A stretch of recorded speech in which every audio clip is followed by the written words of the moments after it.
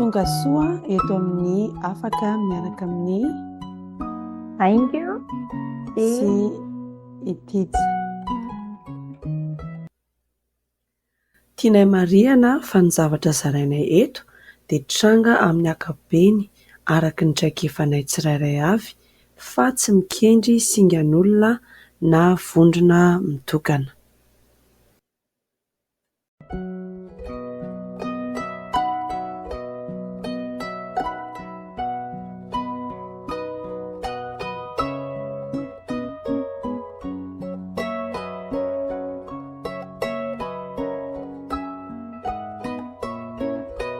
I Mirana koa dia fantatra eo amin'ny sehatry ny tontolon'ny vehivavy amin'ny maha-vehivavy any Mirana, mba lazalazaonay manitikitika anay ihany koa ankoatran'ilay fitaizana zazafa kely.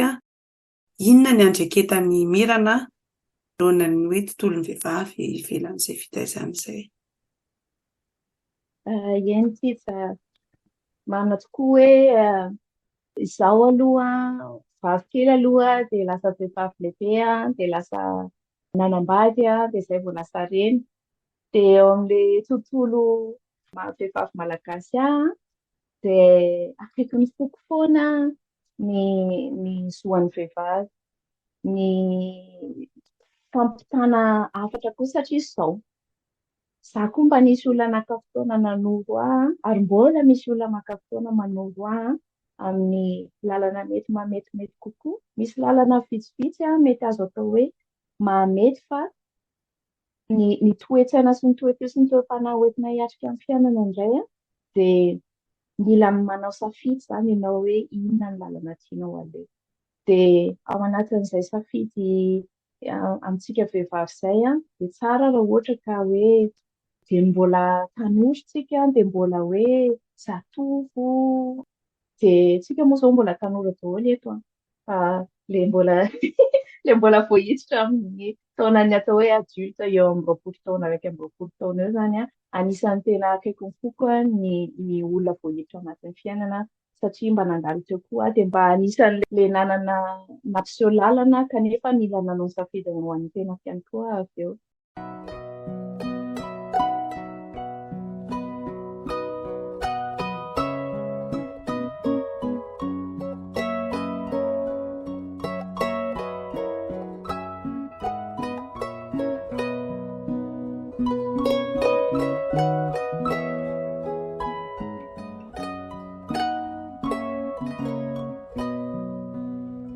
Za moa izany nianatra nahazo baka tao amin'ny lycée technique Ampefiloha dia lycée technique commercial Ampefiloha dia avy eo nanao nianatra teny anglisy tamin'ny taona 1970 nandritra ny taona iray tao amin'ny Elysy American Cultural Center dia nandritra izay fotoana izay koa nianatra momba ny solosaina, fampiasana solosaina amin'ny resaka bureautique.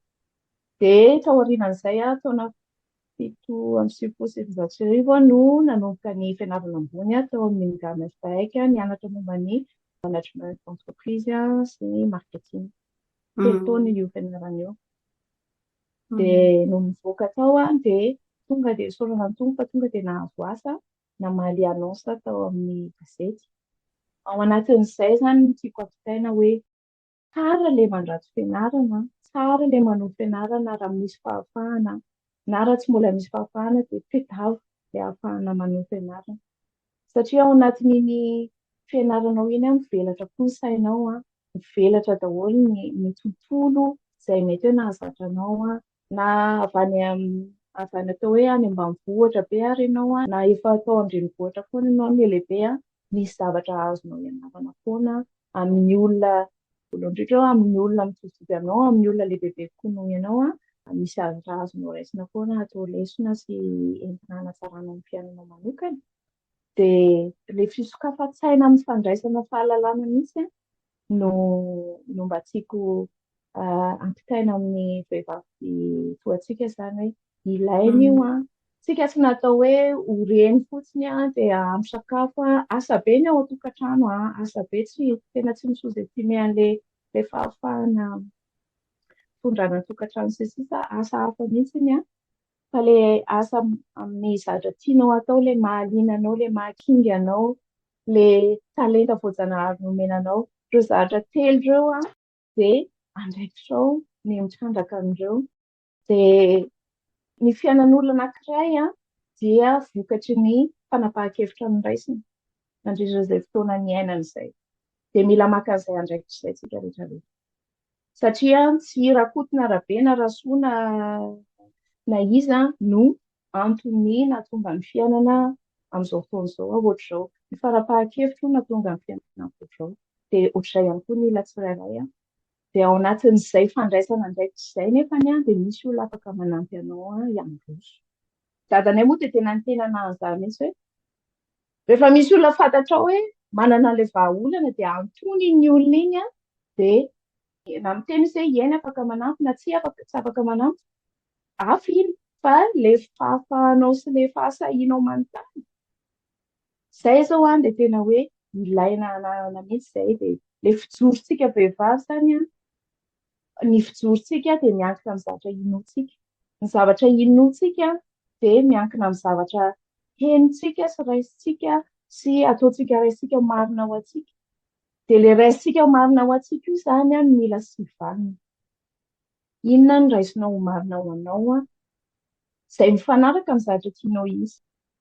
Dia eo zany le misy terme teny amin'ny teny frantsay moa henontsika matetika hoe alignement amin'ny teny malagasy hoe fifanandrifian'ny zavatra tianao izy ny zavatra ataonao androany zany mba hampisan'ny zavatra tianao izy iny misy andraikitra lehibe ao dia misy asa mila atao. Dia amin'izao fotoana misy ny resaka finday sy ny sisa izao moa dia betsaka koa ny zavatra hoe distraction. Maka ny fotoanantsika na tiantsika na tsy tiantsika dia amin'iny fotoana ianao tonga saina iny nefa hoe fanandrify amin'ilay zavatra tiako izy hoe tia ataoko ity sa tsy. Dia raha tsy mifanandrify dia miverena any amin'ny lisitry ny zavatra tianao atao, ny action tianao atao, ny hetsika tianao atao mba hahatratrarana ny fanjonana. Dia izay ngamba tsika no entiko hanaliana ny fanontanianao tao. Tsara be, tsotra betsaka.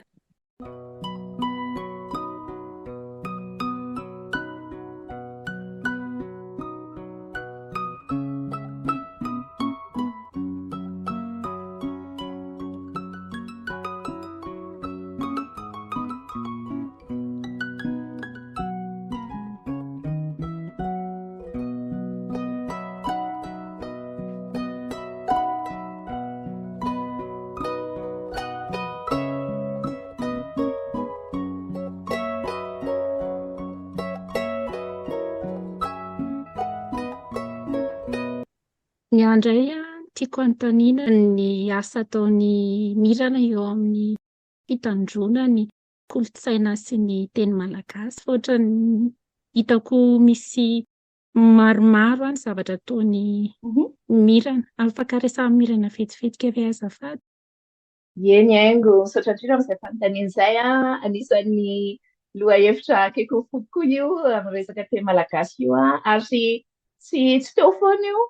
Vao 2 taona 3 taona izay no tena hoe tafiditra lalina ao anatin'io lohahevitra io indrindra satria ny teny malagasy dia teny foko. Izaho malagasy tany an-Antananarivo niteraka lehibe tao ny aina tao nandritra 17 taona dia noho nipetraka tany ivelany tany Namibia aloha nandritra ny 19 taona sy tapany tany ny zanakay roa lahy niteraka. Ny vadiko tera tany Allemand noho izany dia ao an-trano izay tsy mifampiresaka amin'ny teny malagasy dia rehefa te hiresaka amin'ny teny malagasy izany dia miantso namana malagasy miantso fianakaviana saorana ny tompony fa dada sy neny mbola any Antananarivo any dia afaka mifampiresaka noho ny fisian'ny teknôlôjia. Tena nangetaheta n'izany hoe iza moa aty ivelany rehefa mipetraka tao Namibia tao SoaSoa dia izaho irery ny malagasy tao. Nisy malagasy ihany tany Benitoky, nisy malagasy ihany any Tsimay fa mila mandray finday izany rehefa te hiresaka amin'ny teny malagasy fa tsy afaka mifanerasera amina malagasy. Dia tao no hitako hoe misy fotoana koa somary very ny maha-malagasy sy natsapa tena hoe iza tokoa moa izany zako sady tsy miaraka amin'ny clan allemand no tsy ao amin'ny afrikansa no tsy any amin'ny fokony namibiana izay misy 13 karazany teo amin'ny tanànanay moa izany dia misy foko 2 na 3 teo no tena betsaka tao amin'ny Sokoton. Dia hitako hoe anisan'ny fotoan-tsarotra nandalofako iny. Izay hoe ianao izany tonga any amin'ny tanin'olona dia mba miezaka ny isa-intégré handray ny kolontsainy zareo koa. Dia moa ny vadiko marina fa manana passeport namibiana izy fa allemand izy. Dia ny kolontsaina allemand koa izany atao anaty fampizarana eny ny kolontsaina malagasy, ny kolontsaina allemand samy valable atao hoe ampianarana ny ankizy. Dia lasa manana ny kolontsainy manokana koa izany ny ankizy dia izay tsara indrindra avy amin'ny rotota no ezahana fitaina amin'ilay ankizy. Dia tena anisany akaiky ny foko mihitsy hoe ny zanako tamin'izany tsy mbola niteny malagasy, tsy mbola niteny frantsay fa teny anglisy. Dia miezaka nitady hoe ahoana moa izany nampitako an'ilay mahazahana amin'ny malagasy anahy so toavina malagasy amin'ireo zanako rehetra na dia teny hafa ary nampitako azy aloha. Dia za moa mino hoe tsisy zavatra mitsangatsanga foana fa lahatra ny tompo daholo ny fifandrefiana amin'ny zavatra tianao hisy no atolotra anao. Dia tamin'ny 20 marsa taona 2021 nasaina handray anjara tamina fandarana hoe femme et engagée tao amin'ny association nofy izay noforonin'ny namako niara-nianatra tamiko tao amin'ny collège Masina Antoine Lina Raminsoa. Dia Lina Raminsoa izany no nanasana hoe mba teo tia ny vahiny izany amin'io fandaharana ny foronina io. Dia nisy vahiny maromaro izany nandritra ny herinandro amin'ny vehivavy iny. Dia 20 marsa Iantaramakavelona no nanokatra azy. Dia 7 marsa vehivavy hafa dia 10 marsa izaho no vahiny tao. Dia 12 sy 13 marsa vehivavy hafa indray tao anatin'ny diaspora. Dia nafinaritra be ny fifampizarana satria nahaizana zavatra maro ao anaty fotoana fohy mba hitako hoe tsy za rery no any ivelan'i Madagasikara sy miezaka ny mampifandray ny maha-malagasy anahy sy ny any amin'ny toerana misy anahy. Dia tao no niaonako voalohany tamin'ny Iantaramakavelona tamin'ny 20 marsa ny anjarany izany izy no invité d'honneur nanokatra ny herinandro iny. Dia teo izy nampahalala hoe misy fampizarana ataony ao amin'ny Zoom, mbola Zoom ihany aloha izy tamin'izay fa tsy mbola teo amin'ny Tambazotra. Isaka Alahady momba ny teny malagasy. Dia tonga dia niresaka be tamiko izay hevitra izay satria tao anatin'ny zavatra nitsetaviko. Dia tonga dia nanatrika ny Alahady iny ihany.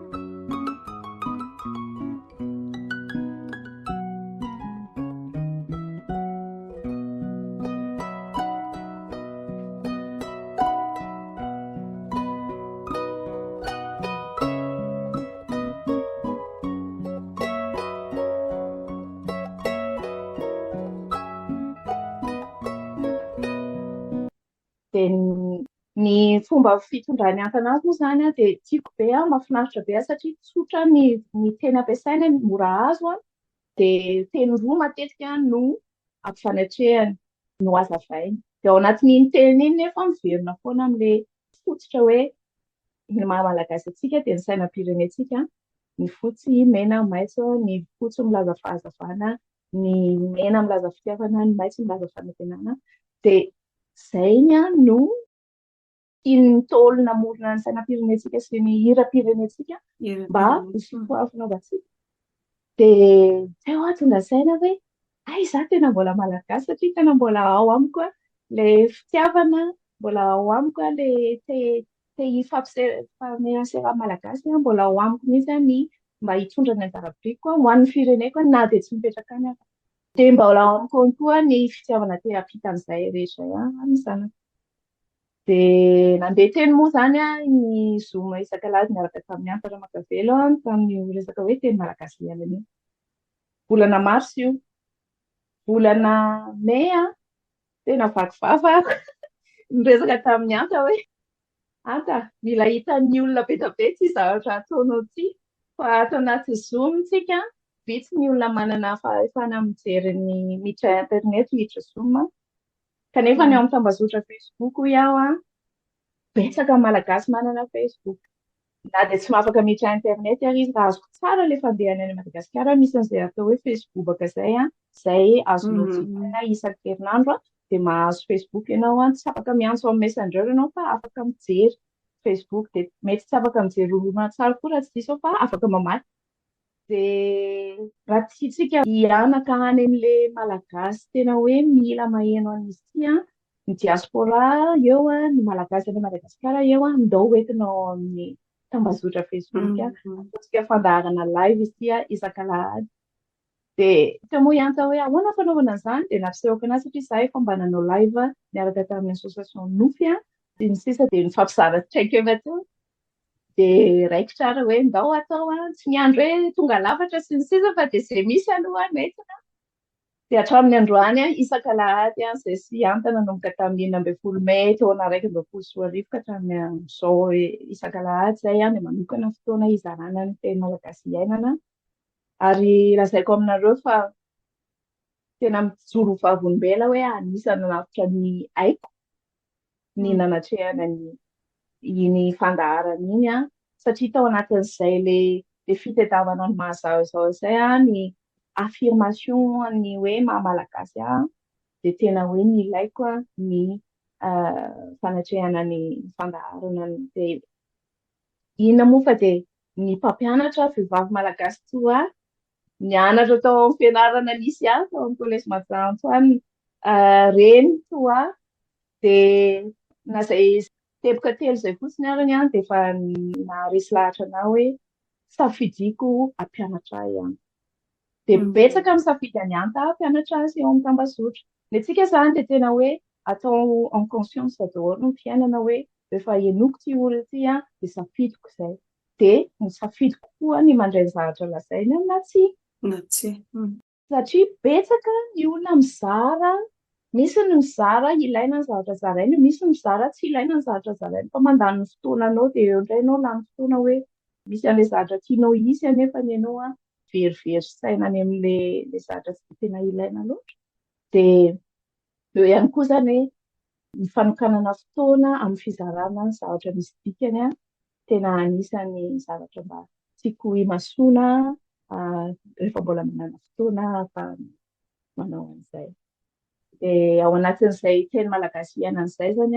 no nanomboka nahaizako ny fomba fiteny ny zavatra mety efa haiko hatramin'izay fa tamin'ny teny frantsay no haiko kokoa na tamin'ny teny anglisy no haiko kokoa dia nampifandray am-po na dia tsary mbola niona izay sy anta hoe tsary niona amin'ny vatana fa dia samy eto amin'ny tambazotra foana niona fa tena hoe possible tena mitranga le fandraisana am-po rehefa samy fanandrify ny maha-olana mifanaja samy mahatsapa hoe samy tolo zanahary dia samy eto isika matoa-tsika velona amin'izao fotoan'izao dia mizahatra azontsika hoentina ho an'ny hafa manodidina antsika ankoatran'ilay ankohonana kelintsika io izany mba ahafahantsika miara-misandratra miara-mandroso ao anatin'izay toe-tsaina sy toe-po sy toe-panahy mitrandraka ny tsara kokoa foana ny tsara indrindra no izahana tolotra fantatra miala amin'ilay teoria foana hoe fantatra fa tsisy tonga lafatra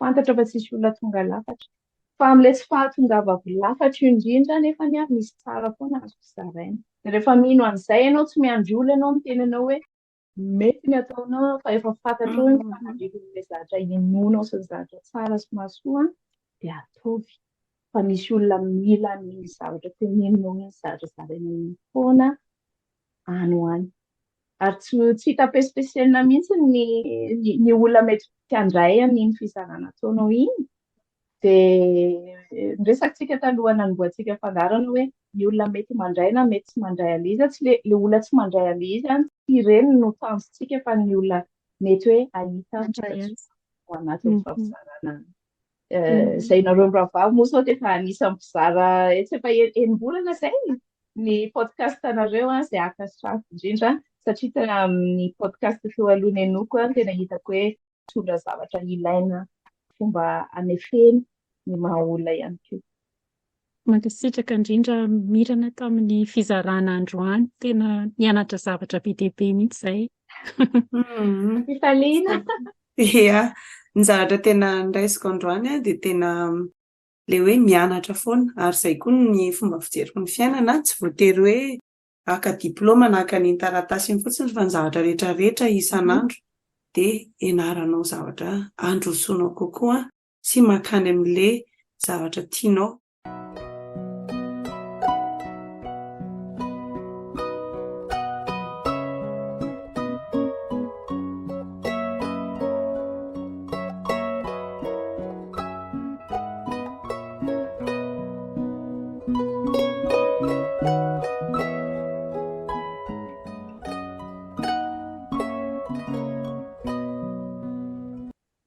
Dia mankasitraka indrindra Mirana amin'ilay fizarana androany, tena betsaka ny zavatra nianarana androany.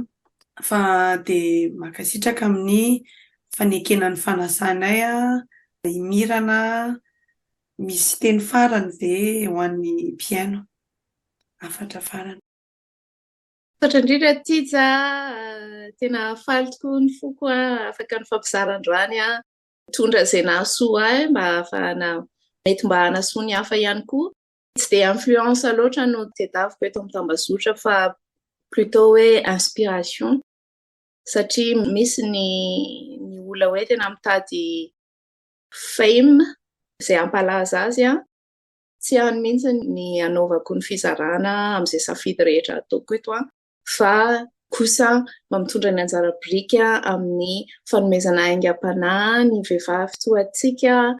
Ny aty amin'ny diaspora moa izany indrindra ihany koa satria mety misy nanana tranga mitovitovy amin'ny nandalovako ka mety ahita vahaolana ao anatin'ny fizarana. Dia ny teny farany angamba hoe misaotra indrindra amin'ny fisianareo amin'ny ity podcast ito ary mampaheranareo hanohy ny fizarana satria misy lafiny samy hafa foana izay voakasikintsika amin'izay tandrifintsika.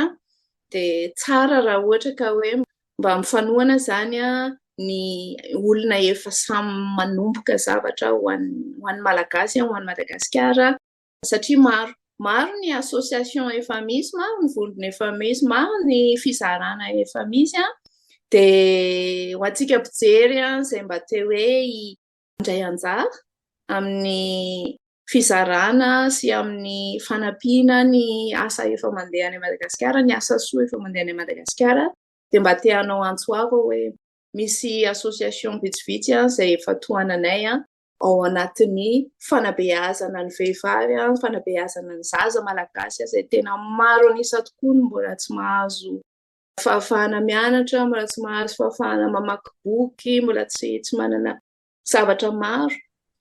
Dia misy foana azontsika atao na tsy hamorona association aritsika, na tsy hamorona vondrona aritsika fa efa misy vondrona efa miasa eo dia aokontsika ifampatoky hoe tojo any amin'ilay ankizy tenenina hoe io ny antom-pisian'ilay association aokontsika hitodika amin'ny hoe tena ho tody ihany ilay izy satria betsaka kosa ny association efa miasa tsara, miasa mafy ho an'ireo zanaka Malagasy ireo ary raha ohatra tsika ka tsy manokana fotoana mba hoe handray anjara amin'ny fanabeazana an'ireo maro anisa ireo araka ny taremarika toa hoe eo amin'ny 12 tapitrisa eo hony ny olona latsaka ny 25 taona any Madagasikara amin'izao fotoana izao. Ao anatin'ny taonany zanakitsika izany. Dia raha ny mahasoantsika fotsiny dia ilay ankohonana kelintsika io tsara. Fa sy dikan'izany izany raha tsy manampy an'ilay zaza tsy afaka manoatra tsika dia hiaina hiaraka amin'ny zaza tsy manana fanabeazana ny zanakitsika. Tena ampatsorana sy ampitiavana ilay zako an'izany satria tsara raha mba manana tanjona miaraka tsika izany hoe ny hanampiana an'ireo zaza tena hoe tsy afa manoatra. Dia ireo association efa misy, ireo vondrona efa misy ireo ho tononiko vetivety ny efa ampianay mivady dia ny vondrona autisme Madagasikara moa izany eo dia ny vondrona association nofy izay mikarakara mampianatra vehivavy any Ampahazony any amin'ny faritra Boeny mampianatra an'zareo mamboly. Izay ny tena hoe antom-pisian'ny association nofy dia ny association nofy koa nanaiky nanohana ny fizarana nataonay momba ny resaka autisme sy ny zaza hafa kely dia misy horonan-tsary maromaro zany efa misy izay efa ao isan'andro afaka jerenao tsikelikely na afaka jerenao ray manontolo fa ora maromaro le izy misy adiny totaly eo amin'ny adiny 10 eo zao ny resaka autisme fotsiny ao amin'ny association nofy. Noho izany dia reo fizarandreo mijanona ao atsika reo maimai-poana nanaovanay andreo ary miaraka amina olona ny anankiray zao ao dia tena hoe niaraka tamina mpampianatra malagasy mipetraka aty Suisse mpampianatra zaza autiste sy zatovo autiste izy dia nitondra ny traikefa izy ao anatin'io fizarana io.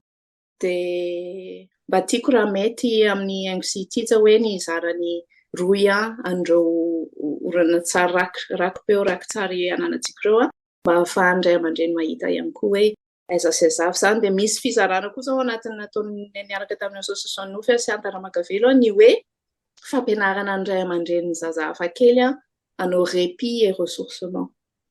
Zany hoe le maha olona atsika mihitsy mahavehivavy sy mahalehilahy atsika ny fianarantsika hoe mianina kely ny fianarantsika hoe manaiky sy misafidy ny anabe andreo zanatsika reo dia amin'ny fomba hoana amin'ny fanaovana an'izany. Tena hoe ho atsika olon-dehibe mihitsy zany io fizarana nataony an-taramakavelo io izay amiko tena manana lanjany be mihitsy ary nahafahako nianatra zavatra betsaka tao anatiny izay hoe maharay aman-dreny zaza hafa kely an'izay. Dia le association nofy zany izay ny momba ny association nofy dia ny association appelme miaraka amin'ny édition jeune malgache izay mamokatra boky amin'ny teny malagasy noforon'ny namako nianatra tao amin'ny collège Antoine koa Michel Razafintsalama.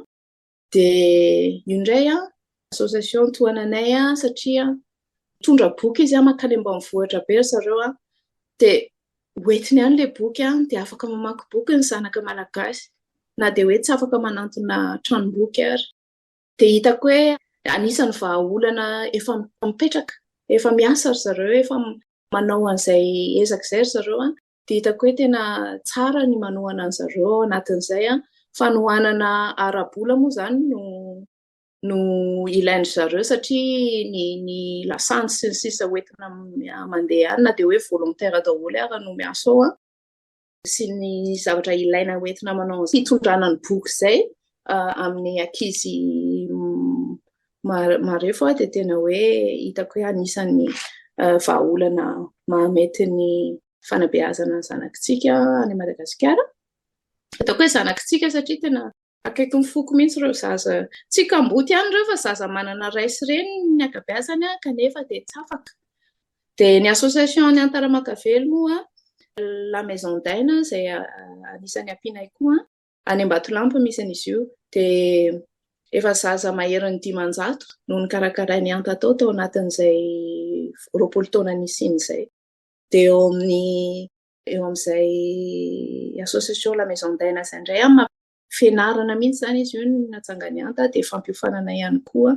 Ny dadako zao i Darola anisan'ny mampiofana maimai-poana ny olona mpanao soudure any amin'io association la maison d'Aina io dia makany indray mandeha isan-kerinandro raha tsy diso dada dia mampianatra ny mpampiofana. Dada indray zany mampiofana le mpampiofana dia dada moa zany niasa tao anatin'ny tontolon'ny soudure nandritra ny 70 taona mahery dia tena hoe manana traikefa goavana be ampitaina dia anisan'ny zavatra ataony izao na dia efa misotro ronono efa ena amin'ny 70 taona izy izao fa dia mbola hitanareo ihany fa anisan'ny hoe sady mianatra izy ao anatin'ny teny malagasy iainana no mampita ihany koa ny traikefany. Dia ny association ray farany ampianay ny association civile Madagasikara noforon'ny tantely Fouchange any France tantely no mipetraka fa dia mivezivezy ao Madagasikara izy mikarakara zaza tena hoe maharary efa tsy vitany ao Madagasikara intsony. Dia le zaza zany hitadiavany lalana hoentiny any France Ary dia tena manohana ny foko mihitsy io association iray io satria efa betsaka koa ny zaza nampiany izay dia mila antsika malagasy mba mifammetanana e. Aoka mba hanana ampy-po koa hoe isika afaka manampy andreo malagasy toa antsika foana fa tsy andry hoe fond monétaire avy any amin'ny tany hafa vao androso fa hitako hoe tena mila raharahiana mihitsy ireo association efa miasa efa amatonany afaka apetraka soamantsara mihitsy ny contact andreo olon'ireo dia ilay olona direct ny resahany izay malala-tanana te hanome fanampiana ara-bola sy ara-kevitra ihany koa satria anisan'ny mampandroso zavatra koa ny hevitry ny maro mataka-davitra dia izay angamba no zavatra tiako ny zaraina momba ny vondrona izay tohananay fa izay mivatsy zany tena nieritreritra mihitsy amorona association sa hanampy an'ny efa misy dia aleonay manampy an'ny efa misy noho ny proof mazava amin'ny asa efa vitandreo olon'ireo na dia mbola tsy hitanay mivantana ary ny zavatra nataony hoe tena hoe hitanay maso zao fa hitanay maso kosa eo amin'ny tambazotra ny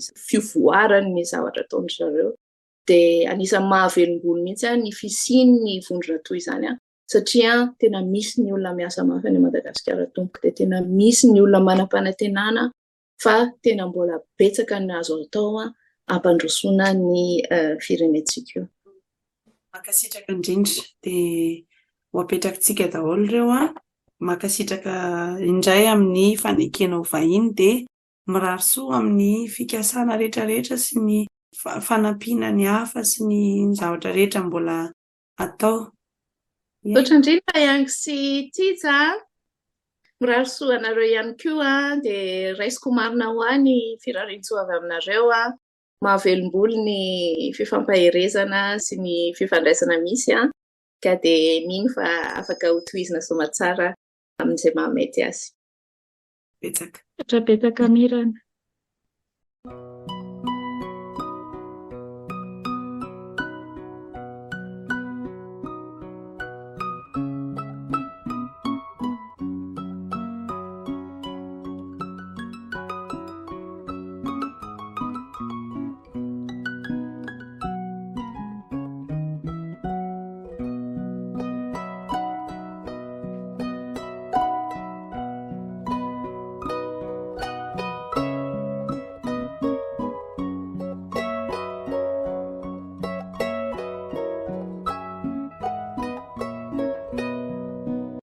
Mankasitraka antsika manaraka ny resadresaka androany. Raha hitanao fa mahasoa ny hafa dia zarazarao ary manome fotoananao amin'ny resaka manaraka indray.